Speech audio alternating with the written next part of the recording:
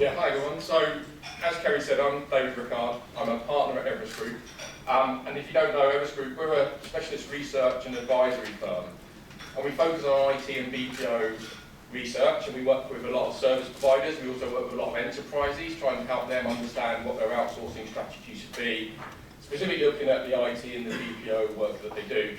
We've been around for 30 plus years. We've got a large team in India. We've got over 400 analysts that are looking at this space, so we've got a lot of deep research and content. My specific area, thankfully it's not impact sourcing, so I didn't know the answer to Kerry's question, but my specific area that I focus on is I look after all of our customer experience work that we do. So we have a team of 15 analysts who are focused on customer experience management. I also lead all of our work on sourcing and vendor management.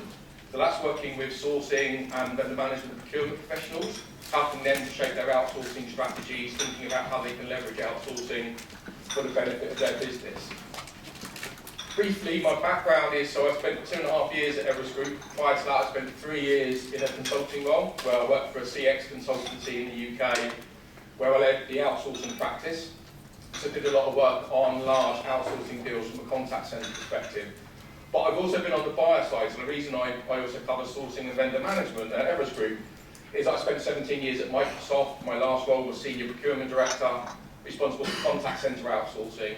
So we used to outsource about 15,000 call centre agents globally, supporting 46 languages. My team and I used to spend about $600 million a year of Microsoft's money. So, been around the outsourcing industry for quite a while. Big fan of impact sourcing, which I know there's experts going to be talking about that over the next few days. So, big fan of impact sourcing and the benefits that we can drive for the business. But the team asked me to cover modern sourcing. And we started looking at modern sourcing at Everest Group a couple of years ago. And it came out from a project that Microsoft actually asked us to do. So Microsoft are a client of ours. And they asked us to think about, because we work directly with their procurement team, which is about 300 people globally. But they asked us to think about how could we identify, how to modernise sourcing from the way that they're doing it now. So we started looking at, okay, what does this mean? What are we talking about when we're talking about modern sourcing? And I'll go on to that in a minute. But we've looked at it, and when we started, we said, well, we've always done it this way, and most of you who've been around sourcing for a while will recognise this. And when we talk about sourcing at Everest Group, we predominantly focus on strategic sourcing, because we're looking at large IT and BPO deals. It tends to fall into the strategic sourcing bucket, as opposed to buying sort of widgets or buying commodities. So this is really about strategic sourcing. But we've always followed the similar process, and we've seen our buyers always following the similar process. So identify the needs, then go to market, then you evaluate your proposals, you negotiate your award, and then you contract and you transition. And we've been doing that for hundreds of years probably in different formats. And there's nothing wrong with that. That doesn't mean that that's a bad process, but it also doesn't mean that we can't continue to improve and look for ways to change. Because when we looked at it, when we look at traditional procurement operating models, you do have long cycle times. So doing it in such a sequential way means that you're waiting for one part to finish before you start the next one. It does cause a lot of slowness in the process. You get siloed structures, so you get procurement, who are seen as procurement or sourcing, but then you'll have the business owner, and then you might have IT, and they all sit very separately. And trying to get people engaged in the sourcing process can be hard work as well. A lot of the time, the outcomes are suboptimal, because actually you're not leveraging the process, but you're also not leveraging any of the digital opportunities that may be out there for you as well. And it's very much focused on the activity. So I'm going to run this RFP, but I've run an RFP. It doesn't matter if what you get back is a load of rubbish, but my job was to run the RFP. Someone in procurement may say, well, I paid X last year. As long as I can show I've paid Y this year, which is less, I've been successful. So there's a lot of sort of issues with the traditional procurement process that those of us who've been in that role, you do try to change, but you also got to get the day job done. So it's not easy to say, well, I'm going to change and do something completely different, because actually you've still got your day job to do. But what we saw is that, definitely during the pandemic, there was a real need for resilience and responsiveness. I think we were seeing it before the pandemic, and I don't want to put everything on the pandemic, so I think actually procurement and sourcing was changing before the pandemic and actually trying to modernise. But also I think as people have started talking about agile, and we talk about agile a lot in terms of sourcing, and agile, I come from an IT background, so IT from that perspective. But I see agile being more like a small A, it's just being more flexible and agile versus it being a rigid methodology. But you do need sourcing and procurement to actually be more flexible and adaptable, because the business is constantly changing. I've run RFPs in the past where you've issued the requirements, and by the time you've got the responses back, the requirements are different. And you say, well, what do I do now? How do I deal with this? Because they've just spent 3 months responding to this, and now I want to change it. So you do need to be flexible. You do need to think about new ways of working, because you need to break down the silos. You also need to think about how do you actually maximise the benefits and the strengths across the team. And you do need to be faster, because people don't want to wait 6 months for something they want to buy to hit the ground, especially if it's in services, and that reason you're doing that with service is because it's going to drive business value. You then don't wait 6 months because the business has moved on. So we started looking at modern procurement and thinking about, okay, how do you optimise the cycle times? How do you enable continuous improvement? How do you integrate operations and enhance collaboration? And how do you really focus on the outcome? So let's not focus on the process as much as, and the activity, as much as what's the outcome. And the outcome is you get that service delivered. So we started thinking about, what does this mean from a modern sourcing perspective? And for us, modern sourcing is not a methodology or a process. So you're not going to leave here after I've spoken, or probably after anyone has spoken, with a playbook of, I'm going to do this and now I can say I'm doing modern sourcing. For us, it's a way of bringing continuous collaboration improvement via people, process and technology. And talking about people, process, technology is very old school. We've talked about people, process, technology for many years, but it's still true. I think when you think about modern sourcing in the concept of it's the people, so it's not only the people you've got within your sourcing team and how they're going to work, which starts to touch on agile and agile methodology, but also what people are you going to use to deliver the services. So that starts talking about things like impact sourcing. It starts touching on gig workers and flexible workforce. So it's actually not only the way that you deliver the service, but the people that you're buying to do those services as well, thinking about new ways of doing that. Process, that's where you start touching on agile, lean procurement, and all of the process stuff that's out there. For me, that's less interesting. I think that you can train and educate people on processes. And then the last one is technology. So there are lots of procure tech out there that people are pushing to use. Kerry's already said it, so I don't get the prize of being the first one to mention generative AI. But where does generative AI fit in? We probably do about 10 to 15 briefings every week with customers asking, how is generative AI going to impact my business? So that might be a service provider who's thinking about how they're going to impact my delivery of customer experience or of IT services or app dev. But also as enterprises thinking, okay, what should I be expecting from my service providers from a generative AI perspective? And is it going to impact the amount of people I'm going to need in the future? I don't think there's any answers. I've been to quite a few analyst briefings recently, and they're all talking about they're doing generative AI, and there's lots of good examples of them using it internally, not necessarily many examples of it being used for large-scale deployment right now, but I think that will come. So definitely tech is in a big area. So when we think about it, so modern sourcing from our perspective, and I think we'll talk about it in the panel, it isn't a process and it isn't a methodology, it is really a mindset. And I don't want to get all hippie, like my dad would accuse me of being a hippie if I start talking about mindsets, but it is really a mindset of thinking, how do I do something differently from a procurement and sourcing perspective, thinking about how I do things that's different to what I've done before, but for the benefit of the business. And you look at things such as, if you look at your approach, you can boost efficiency, you drive holistic decision making, you can accelerate sourcing. That's the things that you want to do. That's what procurement have been tasked with for the last 100 years, 50 years, 30 years, whatever it is. Why to adopt it? It gives you that competitive advantage. If you can be quicker to market with something that you know is going to be a benefit to your business, it's going to give you an advantage. It gives you enhanced supply chain resilience. So we know the issues that people face with their supply chains through the pandemic. If you've got a more flexible and agile way of sourcing, actually gives you more resilience in that process. And we've seen a few studies recently, we did one ourselves, but also heard from one yesterday, that cost optimization is now the #1 objective of all CEOs, or a large proportion of CEOs. Actually last year, disappointingly for me, last year was customer experience, that's dropped to 3rd.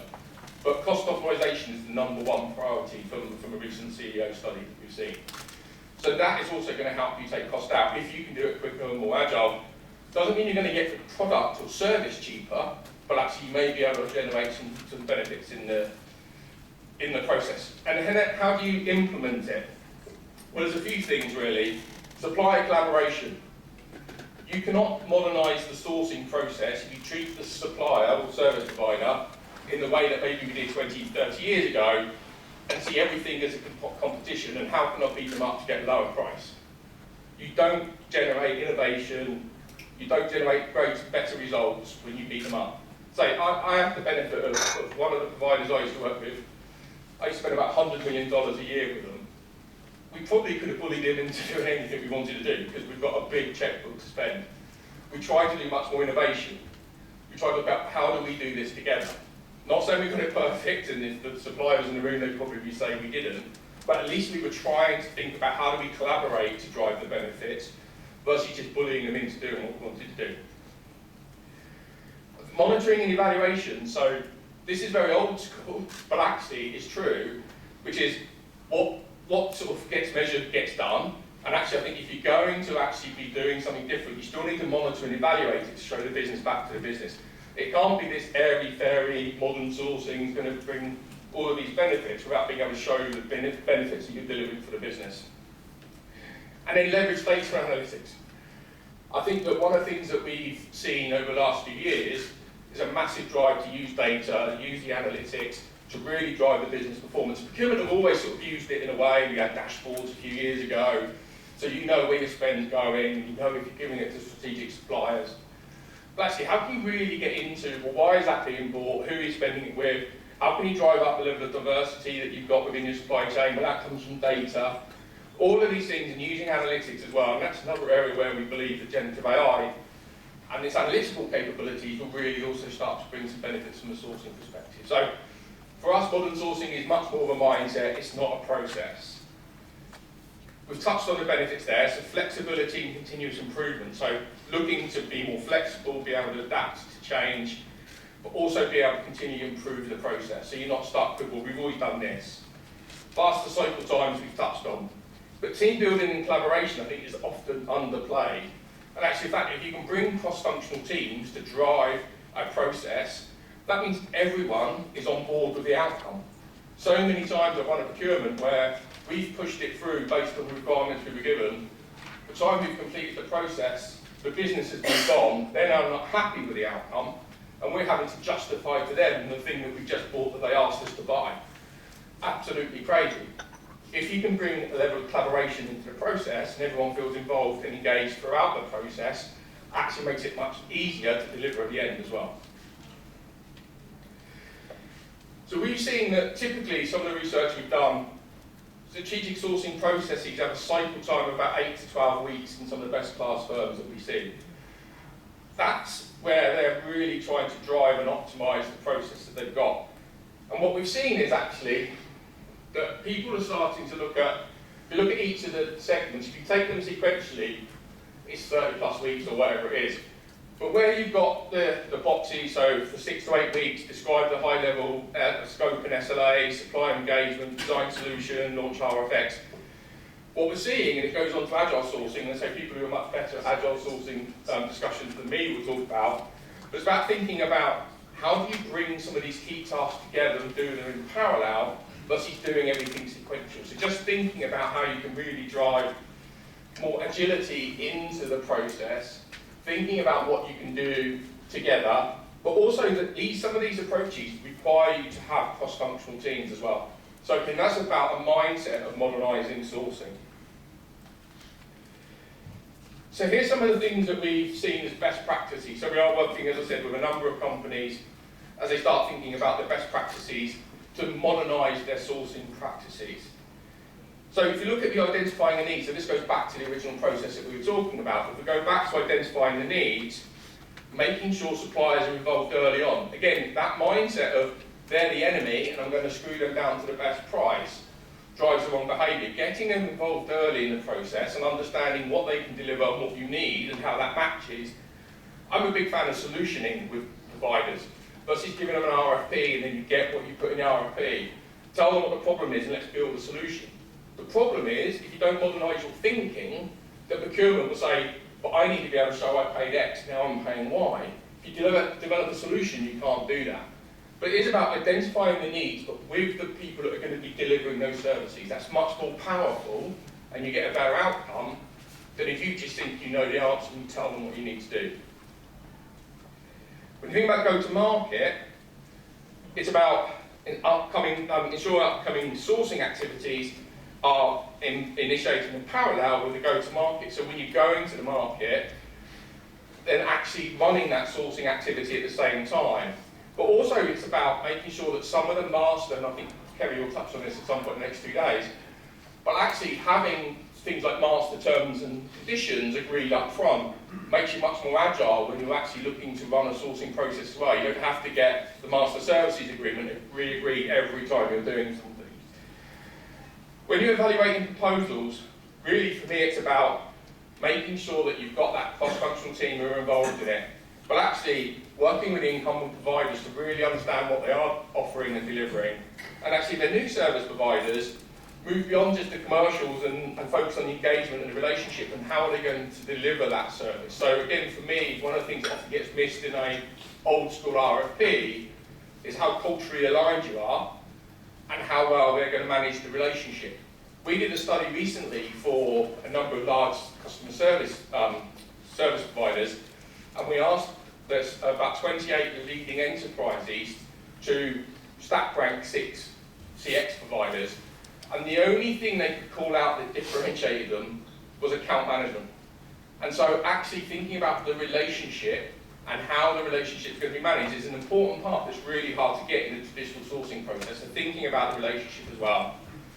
You then go on to negotiation and awarding, where it goes back to that standardising the evaluation process, but also some of the terms and conditions, make sure you've got that up front.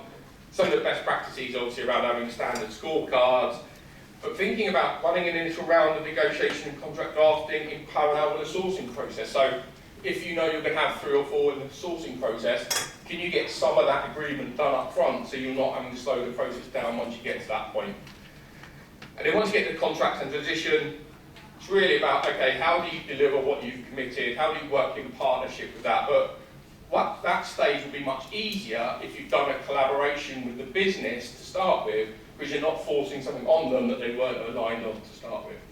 So it's really just about thinking about how do you at each of those stages, the stages are going to stay fairly consistent, but it's about doing a different approach or modernising that approach, using different people, buying from different sources, structuring in a different way, using a different process, maybe agile, or how do you use tech, data, analytics, generative AI, all of those things can be put into these processes in different places.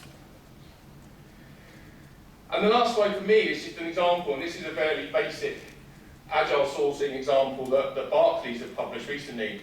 But actually what they did is that they actually formed the pods to do agile sourcing, and actually saw benefits of reducing their sourcing time, higher sourcing in throughput, improved cross-functional collaboration, which I think is fundamental in an organisation, especially like Barclays, and they had better project control and flexibility. So there's a whole host of benefits, and I think agile sourcing, I completely agree with what Kerry said at the beginning. Modern sourcing is not about one thing, it's about impact sourcing, it's about technology, it's about governance, standardisation, all of those things come together. And again, my last point would be, to repeat earlier, it's much more of a mindset around thinking about what you do today and how can you do it differently to look to move forward to get a different result to what you get today. So if you keep buying in the same way, you're going to keep getting the same stuff. The business needs more flexibility, it needs more agility in the process, so you have to think about the way you change it. So that was it for me on this bit. I think there's a panel now, but hopefully that was useful.